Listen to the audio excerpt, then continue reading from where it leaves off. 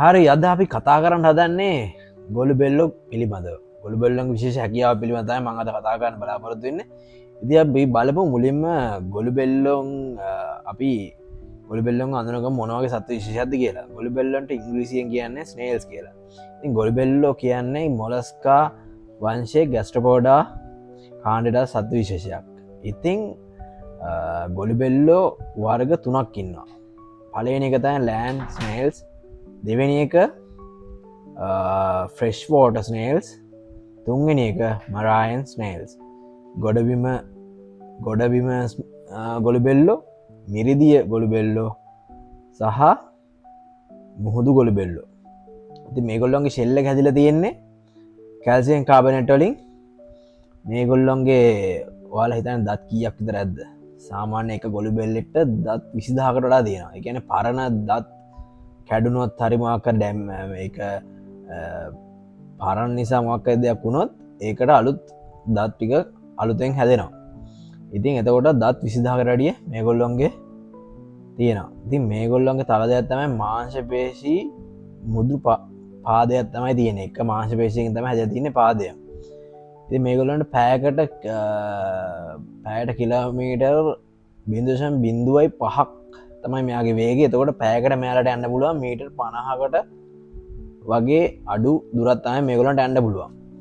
ඉතින් මේගොල්ලෝ සාමාන්‍යයෙන් මිනිස්සු වගේ නෙමෙයි, මිනිස්සු වගේ අනිත් සත්තු වගේ නෙමෙයි. මේගොල්ලන්ට පැය 13ක් 15ක් අතර කාලයක් රෙස්ට් කරන්න ඕනේ. ඉතින් මෙයාලට සරල මොලයක් තමයි තියෙන්නේ. ඒක තියාගන්න කියන්නේ යාලගේ ගමන් මාර්ග මතක තියාගන්න, ඊට පස්සේ එදිනෙදා ජීවිතයට එන ටාස්ක් එහෙම ඉගෙන ගන්න තමයි මේ සරල මොලය තියෙන්නේ. ඉතින් මේගොල්ලොන්ගේ මේල් ෆීමේල් දෙකම එක මේ කියන්නේ එක ගොළු බෙල්ලෙක්ගේ මේල් ෆීමේල් දෙකම තියෙනවා. ඒ කියන්නේ දැන් හැබැයි මේට් වෙනවා දෙන්න. මේට් වෙනකොට ඒ දෙන්න අඳුනගන්න කවුද මේල් වෙන්න ඕන කවුද ෆීමේල් වෙන්න ඕන කියලා ඒගොල්ලෝ අඳුනගෙන තමයි එහෙම වෙන්නේ. ඒ කියන්නේ ස්පර්ම් ඇන්ඩ් එග්ස් දෙකම ප්‍රොඩියුස් කරන්න පුළුවන් මේගොල්ලන්ට. ඉතින් මේගොල්ලොන්ගේ මම කිව්වා නේද විශේෂ හැකියාවක් තියෙනවා කියලා. මේගොල්ලොන්ගේ විශේෂ හැකියාව තමයි මේගොල්ලොන්ගේ දැන් ඔය ගොඩාක් පායන කාලවල වලට මෙයාලට කෑම් බීම නැතුව මෙයාලට ජීවත් වෙන්න පුළුවන් අවුරුදු 1ත් 3ත් අතර කාලයක්. මෙයාලගේ ඒ කියන්නේ ඒකට කියන්නේ සර්වයිවිං මෝඩ් එක කියලා. ඉතින් මේක ෂෙල් එකේ මේ ෂෙල් එක මේගොල්ලෝගේ වහගන්නවා, ෂෙල් එකකින් වහගන්නවා මේ ඒ කාලෙට. එතකොට ඒගොල්ලෝ කන්නේ බොන්නේ නැහැ.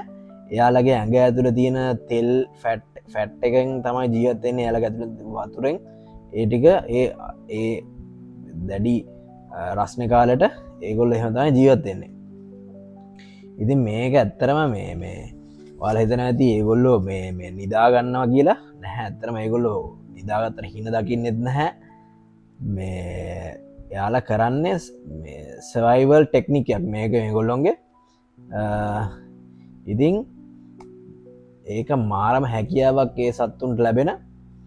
ඒක කියන්නේ ඒගොල්ලෝ මේ කියන්නේ දැඩි රස්නේ කාලෙට ඒක කරලා ආපහු සාමාන්‍ය විදිහට ජීවත් වෙනවා. ඒක මේ ඉවරනට පස්සේ කාලේ ඉවරනට පස්සේ සාමාන්‍ය විදිහට ඒගොල්ලන්ට ජීවත් වෙන්න පුළුවන්. ඉතින් මේ වගේ තවත් ෆැක්ට්ස් දැනගන්න මාව ෆලෝ කරන්න, YouTube එකේ subscribe කරන්න. එහෙනම් කට්ටියටම ජය වේවා. See you.